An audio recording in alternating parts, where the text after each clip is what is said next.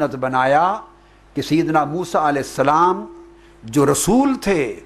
اور درجے میں بلند تھے سیدنا خضر علیہ السلام سے، رتبے اور درجے میں بلند تھے سیدنا موسیٰ علیہ السلام، مگر سیدنا موسیٰ علیہ السلام کے پاس علم شریعت بھی تھا، علم طریقت بھی تھا، علم معرفت بھی تھا، مگر متخصص علم شریعت کے تھے، چونکہ رسول تھے، خلق کی رہنمائی کے لیے آئے تھے، اس میں متخصص تھے۔ اور خضر علیہ السلام کے پاس گو علم شریعت بھی تھا مگر متخصص علم حقیقت و معرفت کے تھے۔ درجہ سیدنا موسیٰ علیہ السلام کا بلند تھا، تو جس علم میں دوسرا زیادہ کامل ہو اس کی طرف اللہ رب العزت نے حکم دیا کہ جاؤ اور وہ علم سیکھو۔ تو اس علم کو جس شخص کے پاس زیادہ تھا علم حقیقت و معرفت کا، اس کے پاس جب سیدنا موسیٰ علیہ السلام کا جانا ناگزیر ٹھہرا، ان کو بھیجا گیا، اللہ رب العزت نے اپنے رسول کو بھیجا حضرت خضر کے پاس، تو کوئی اور شخص شیخ سے اس علم اور ہنر کو سمجھے پڑے بغیر اس راستے کو کس طرح طے کر سکتا؟ اس لیے ارشاد فرمایا قرآن مجید میں کہ موسیٰ علیہ السلام نے جا کے حضرت خضر علیہ السلام سے کہا، ایک ریلیونٹ آیت پڑھتا ہوں، پورا واقعہ نہیں، موضوع کے لیے ریلیونٹ آیت۔ خضر علیہ السلام کے پاس جب پہنچے تو ان کی پہچان رکھی تھی اللہ رب العزت نے، عطا پتہ اور نہیں بتایا تھا، پہچان رکھی تھی کہ اے موسیٰ اپنے شاگرد یوشع بن نون کو لے لو، مچھلی کاٹ لو، ٹکڑے کر لو، بھون لو، سالن بنا لو، راستے کے لیے سالن بنا کے مچھلی چل پڑو۔ باری تعالیٰ وہ خضر جس کے پاس علم لدنی، علم معرفت، علم حقیقت ہے، وہ ملے گا کہاں؟ اللہ رب العزت نے نہ کوئی ایریا کوڈ بتایا، نہ کوئی کونسل بتائی، نہ کوئی بورو بتائی، نہ کوئی سٹریٹ بتائی، نہ کوئی پتہ، نہ محلہ، نہ تحصیل، نہ ضلع، نہ تھانہ، کچھ نہیں بتایا۔ پوچھا باری تعالیٰ وہ بندہ تیرا جس کے پاس علم لدنی ہے، علمناہ من لدنا علما، وہ ملے گا کہاں؟ تو اللہ رب العزت نے فرمایا کہ موسیٰ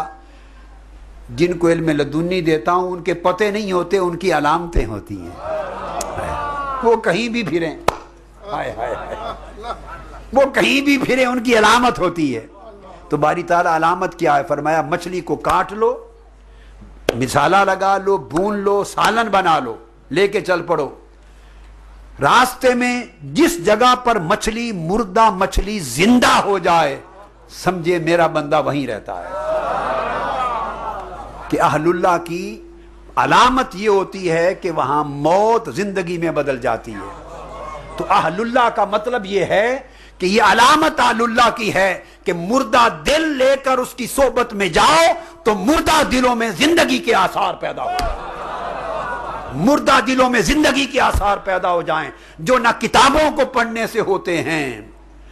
نہ واعظ درسوں سے ہوتے ہیں۔ اہل اللہ صاحب حال اور زندہ دل والے کی مجلس میں جب جا کے بیٹھیں تو اس کو دیکھنے سے، اس کو سننے سے، اس کی مجلس میں بیٹھنے سے مردہ دل میں زندگی کے آثار، رونق اگر پیدا ہو جائے تو سمجھو کہ یہ اللہ والا ہے۔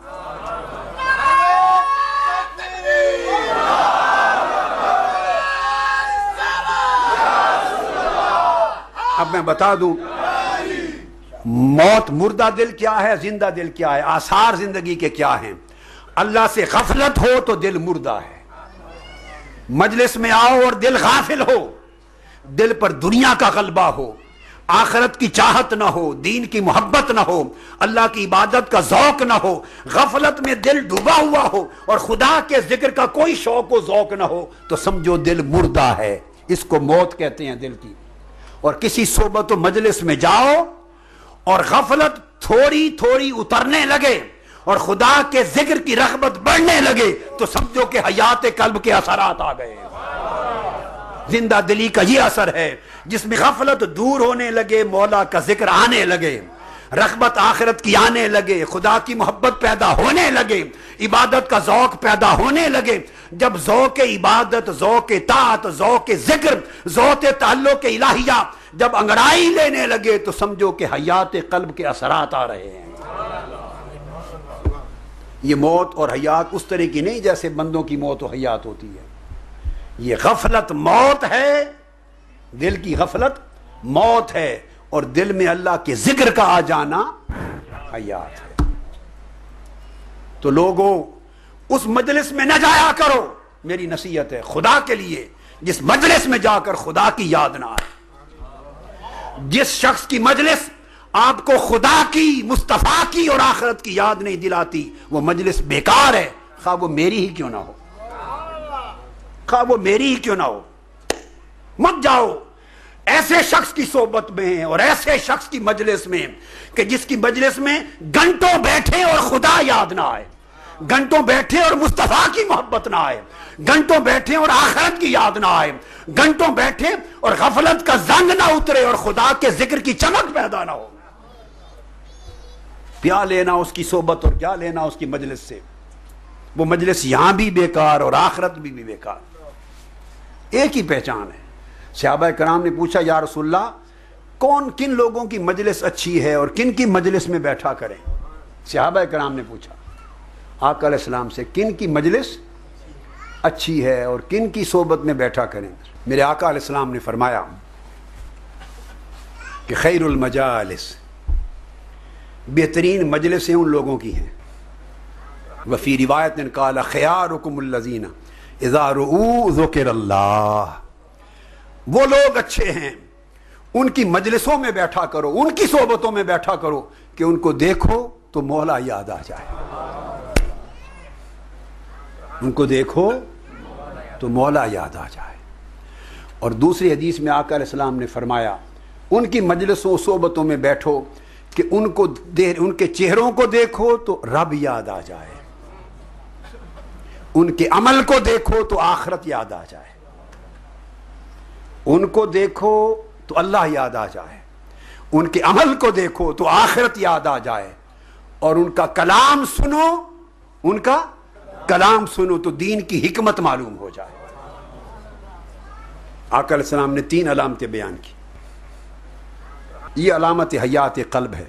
تو فرمایا موسیٰ علیہ السلام نے قال لہ موسیٰ هل اتبعک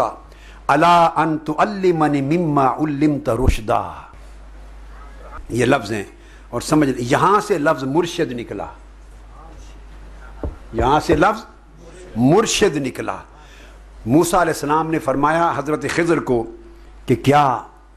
میں آپ کے ساتھ رہ سکتا ہوں، آپ کی صحبت میں رہ سکتا ہوں اور آپ کے ساتھ چل سکتا ہوں، ہم سفری اور صحبت اختیار کر سکتا ہوں؟ اس مقصد کے لیے ان تعلمنی مما علمت رشدا، کہ اللہ نے جو رشد، علم کا جو نور آپ کو عطا کیا ہے اس میں سے کچھ حصہ مجھے بھی دے دیں۔ یہاں سے اولیاء اور صوفیاء نے ضرورت شیخ کا استنباط کیا، حالانکہ سیدنا موسیٰ علیہ السلام افضل،